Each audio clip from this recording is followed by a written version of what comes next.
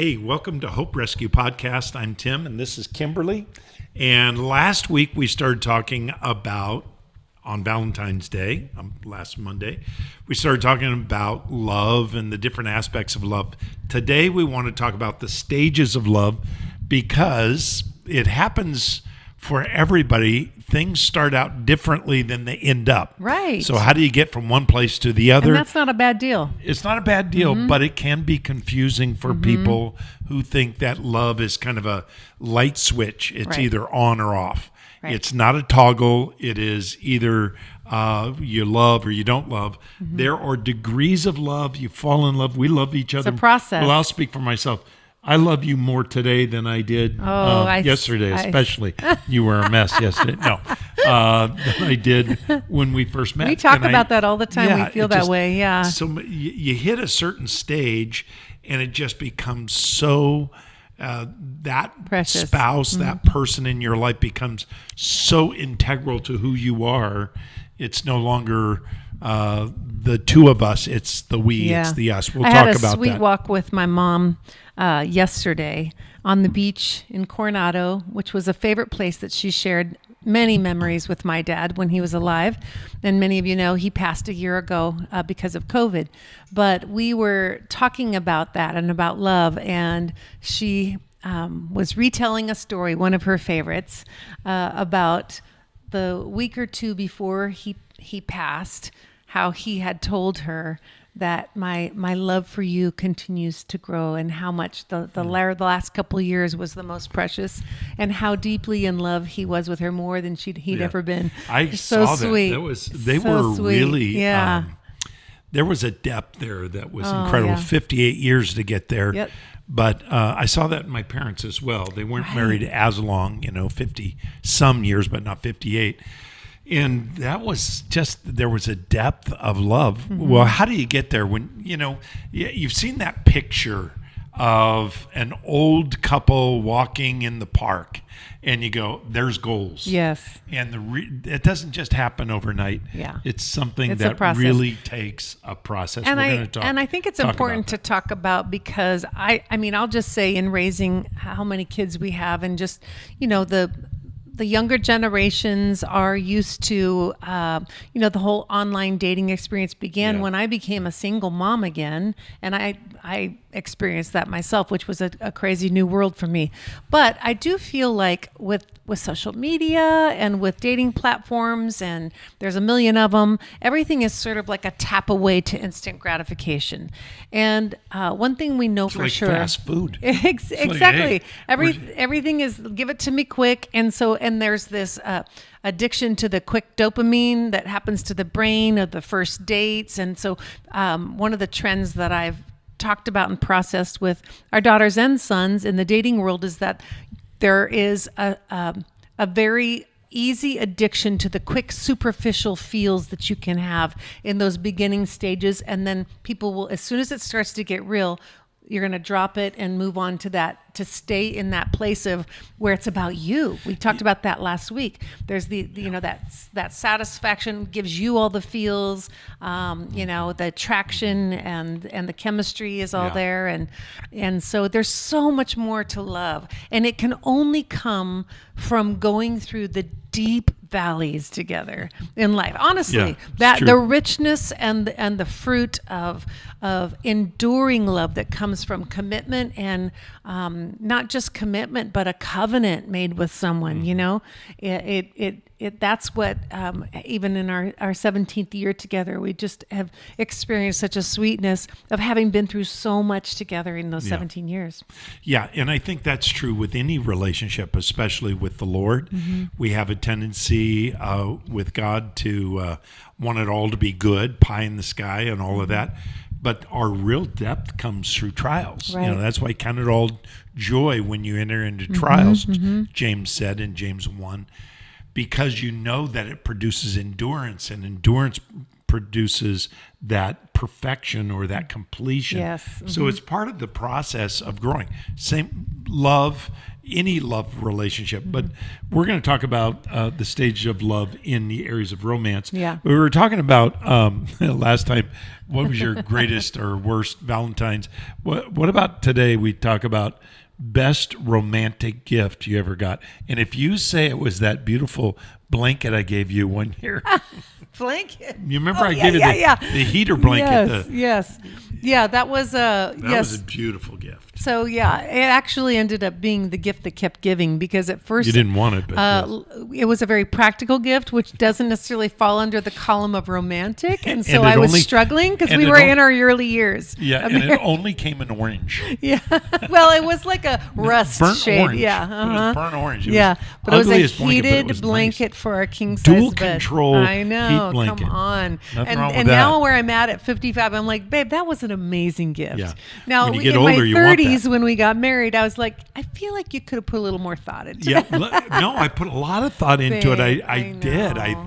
I actually went and bought that thing, and I looked for it, and I found it. You know, hunted how it, many you of bagged it at guys would Costco. think, so I don't like the heat, but she likes the heat, so it had dual controls. Come on, I could tell you more. That was but really sweet, babe. Yeah, it was and we wonderful. still have that blanket. well thought Yeah. through, Yes. loving, romantic. So that would be and the to lawnmower I you. got you. To you, it was maybe one of the most romantic gifts. To me, it was probably one of the least. I didn't think it was romantic. I thought it was practical. And I feel like probably the kinda guy I am. the least romantic gift I've ever received from you was not the blanket. It was the set of Corningware that I got. What? Did I give you that? Yes, baking dishes and there was one other household item that you gave me, and the intentions were good. Now I will say this, because I want to balance it, because I don't want everybody thinking you're a jerk and all you want me to do is cook and clean, and I stay do in want bed you to do that. with the warm blanket.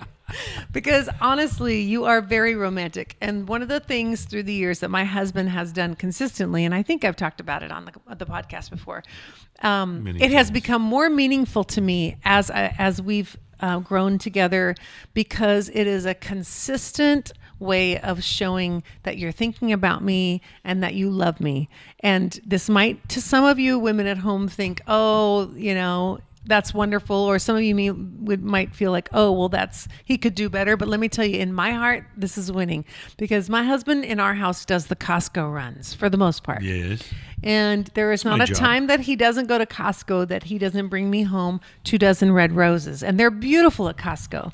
And we could have had a rough week. We could have had a rough patch for a day or two. Or it could have been a great week. But he consistently will think of me and bring me home those roses. And through the years, those have always represented in my kitchen that my husband loves me. He thinks of me. And what's also been sweet is that you have shown that to be a great example to our kids, because they know when they see those dozen roses, Mama ain't buying them for herself. Those come from Daddy. Yeah, we've talked about this before, and I've actually used this illustration is, the time investment in getting a card for Valentine's Day. If it says for wife, I don't even read it. I just grab it. Right. And I go, find an envelope that fits. We're good to go. You read every one. And then, so I get these cards, and I read what whoever gave it to me wrote, and I don't even read the card. I know. Hey, you want to stop and read the card? But Malachi is the master of giving, condolence cards on your birthday. Oh, actually, it's become a trend for birthdays that the boys will now buy, we're sorry for your loss cards, or congratulations on your newborn cards, just anything except for the actual event that they're celebrating. I hope they're not doing that to their wives, because that's not romantic. Yeah. No, I think that's just for us. For fun. We're going to talk about the stages of love. And we were thinking about this, and I was thinking about, like, when you go shopping, why do you go shop for something? Why do you want something? The first thing you do is you see somebody has what you want, and maybe it's a new trend or whatever. Like when I was in college, bell bottoms, He called them hip huggers, low rise. Yep. Bell bottoms. Mm-hmm. Bell bottoms. And then you go shopping for this. Is this how you do your dating? You try it on, you purchase it, you wear it out, and then, you give it to Goodwill. That's basically what you do with it. The cycle of romantic life. Yeah. I dumped that. I'm done with that. Next. Those are not the 6 stages No, of that's love. not a winning recipe there for love. What we're going to do is we're going to look at each one of these and how we look at these through our perspective. So the first one, and it starts out, and if it doesn't start out this way, you're in a bad relationship. It starts out with passion. Right. And that passion, there's got to be chemistry in there's passion. that chemistry, that maybe some lust in there, and there's that drive, and you're attracted, that you see that physicality, and you're just like, wow, really drawn to each other. And but I was going to tell a little bit of our story. One of the things about when the first day we met on a blind date, all of those things, I'll just say, were present. Conversation, but instant attraction. And you sent me a text afterwards, and we had been together for 4 hours, and all he said was, wow. And I wrote back, I think I said something like, yeah, you could cut that chemistry with a knife. Yeah, you did say exactly what you said. Yeah. And it was strong, and and that lasts for a long period of time. But things change. But think about this. This is all your passion, and everything is, what do I get out of this relationship? She or he makes me feel good about myself. What does she give me? So it's self. Self is the big driver. I want what I don't have. How it makes me feel. This is how that's a really good way of putting it. This is how it makes me feel. What's the second one? Would be discovery. So that's around the courtship. The courtship process, character discovery. It involves the physical, the personality, your values, their character, and that's less about self, but more about like the discovery. More, so I'm into you, and less of me. It's so. Let's think about courtship or the discovery. So we've talked about this before. I think a couple of years ago, maybe 3 years ago, we talked about when you start dating. So if you're in a dating relationship, the first thing you see is the physical, and you're either drawn to that person or you're not. And if you're not drawn to that person, usually, and you end up with that person, usually that takes time of discovering other things that you're drawn to. I know I have a friend who had a really good friend. She was not really attracted to him when they first met, and she became physically attracted to him after she fell in love with him. That's a common scenario. Really? For women, I think it wouldn't so. happen for me. I'm way too shallow Hal for that. It's more so for women because there is a natural process of being in a friendship to begin with. But I think that women can lean more into romantic feelings after they know the character and the things that they appreciate and love about someone. So that second level after the physicality, at least for a guy, and I'll speak from a guy, is you get into the personality. Do I like this person's personality?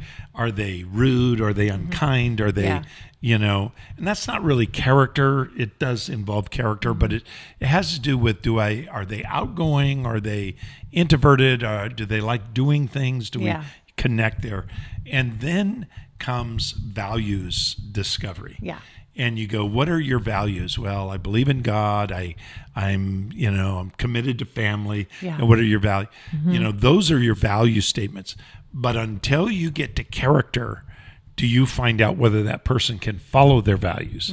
So somebody say, I value family, but I'm really not committed enough to be there for the family. That's a character flaw. Oh, can we repeat that again? Because that is valuable. Somebody, I don't think we need to. That if you don't get anything from this message today, which is possible, please recognize this in the process of dating and pursuing your quote unquote forever love. Anybody can represent anything about their values, and I dated a few, and I married one before you. about You what did? I did. I married someone for you that had all the right values in the list. But character is actually living out those values. That's the real person. You can have a wish list of the things that you think that are important, but honestly, in this dating period, that discovery period, are they actually acting out their values? Not just to you, but how do they act and respond to other people in their life? Their parents, if they have children, coworkers. It's a good way to find out if a guy, for you ladies, if a guy is the guy you want to be with, find out how he treats his mother, first of all. Come on now. And his biological sisters or even stepsisters. How does he treat his women. sisters? And how does he treat women in general? You may not know that. Yes. But how does he talk about his mother? Yes, And absolutely. how does he treat her? And the same goes for women, because we have sons who have been in the dating pool, and a couple of them are married and still have a single one. But this is important both ways. You need to know that just because a woman says these are my values, this is what I do to express my values. What are you seeing? What are you hearing? What are people saying about them? That's one of the biggest things I think that I loved about you, is that I had heard so many good things about you before I met you on our blind date. So I had the joy of discovering that to be true for myself, but people spoke well of you.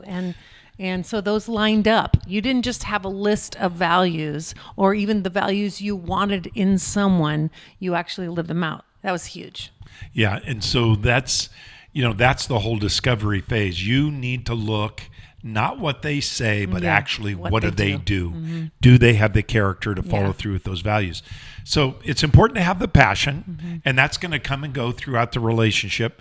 Discovery, by the way, is going to come and go. You're going to learn new things, but hopefully you're honest with each other. One of the things I would say about meeting you, Kimberly, was that I met the person who you actually are. Today, you are that person I met back many years ago. A lot more gray hair.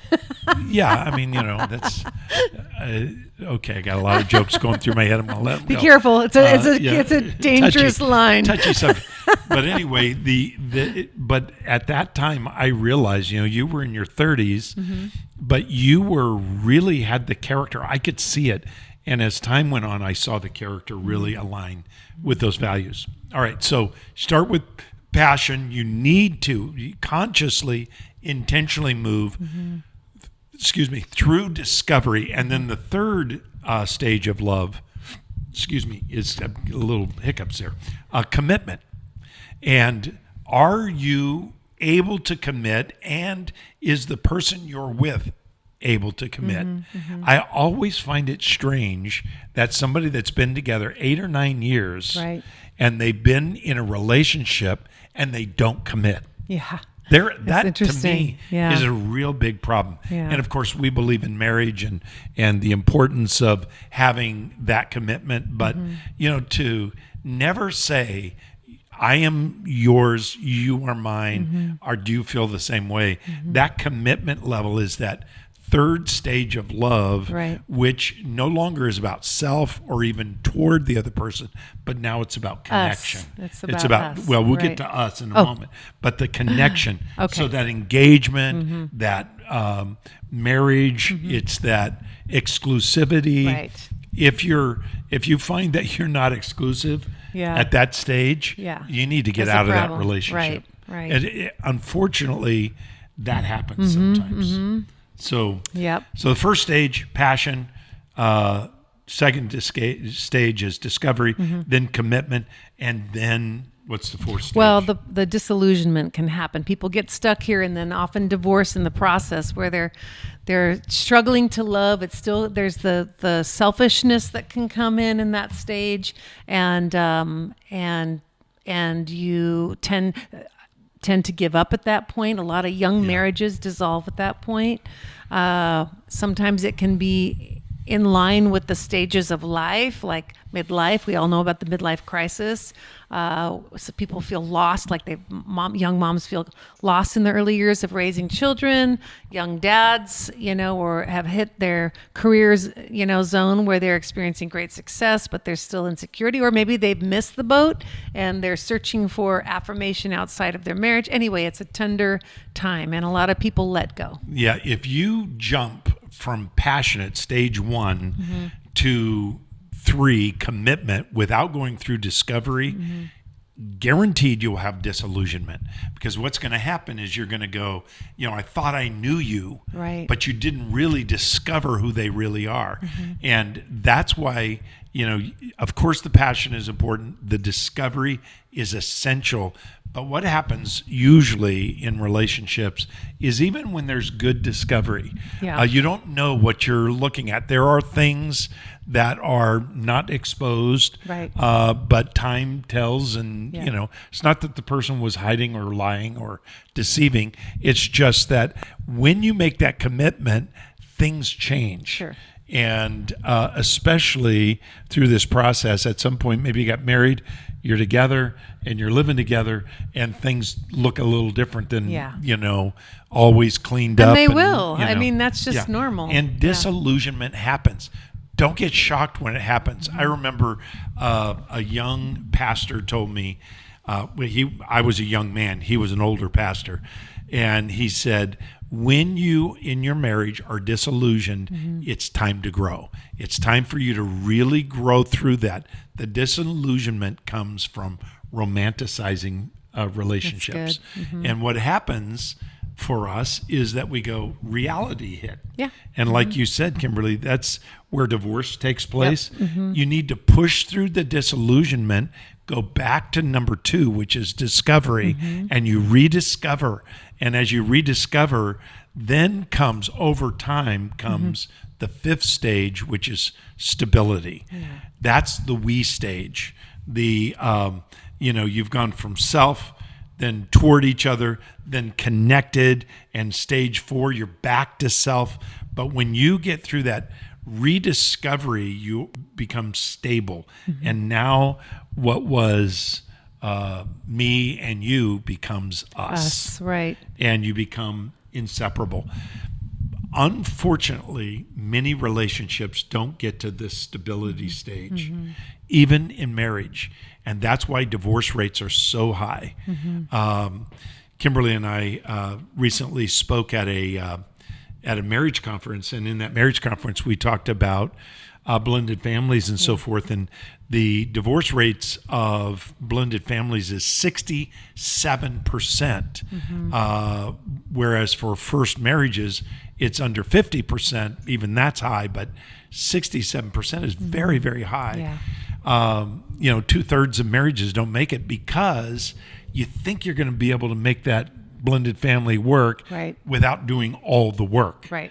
And that's that disillusionment that takes place. Right. But when you really connect well like that, you have this stability that takes place. And that stability is for the long haul. Now you're ready to move to the final stage. Right. And the final stage is building together. It's to build. And life is about touching others through your oneness and your mission together, your united effort. And there's harmony that happens over time. And there's an acceptance of embracing each other's weaknesses and strengths, and that unconditional love that binds you together. And over time, it's true. The more time you spend together, the more you... I think it's interesting. Some of the couples that I look at in their lives, like my parents, in their later years, they would finish each other's sentences. Yeah. And that comes from that stage of having pushed through and the investment they've spent. But they actually, it's funny.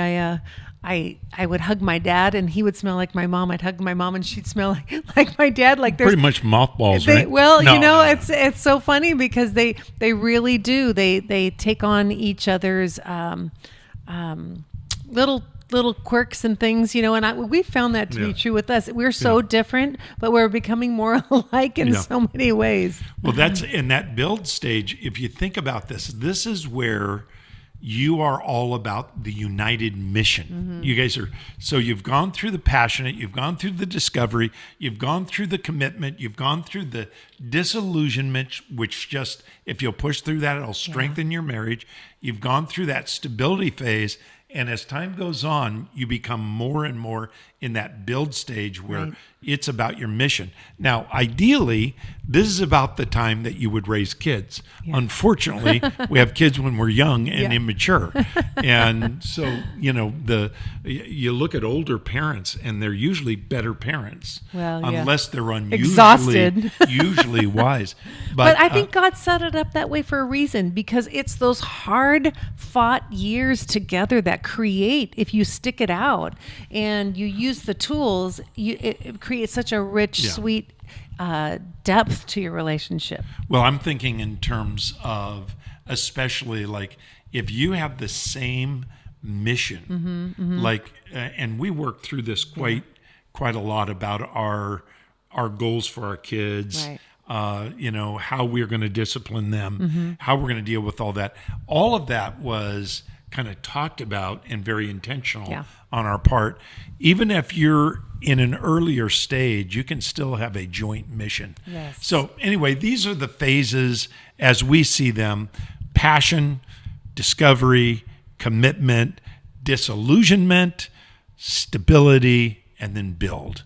And see maybe how your relationships have gone, and maybe you'll see a little different perspective on this. But maybe this is helpful to you to move from self to the we, to the us, to the mission.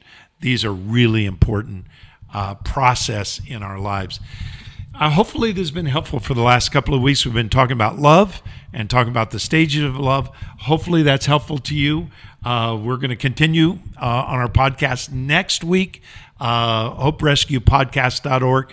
Don't miss it. You're going to enjoy. We're going to start a new series. God bless you. Hope you have a great week. Got anything to say to the folks? Just bye, guys. Bye, guys. See you then. Bye-bye.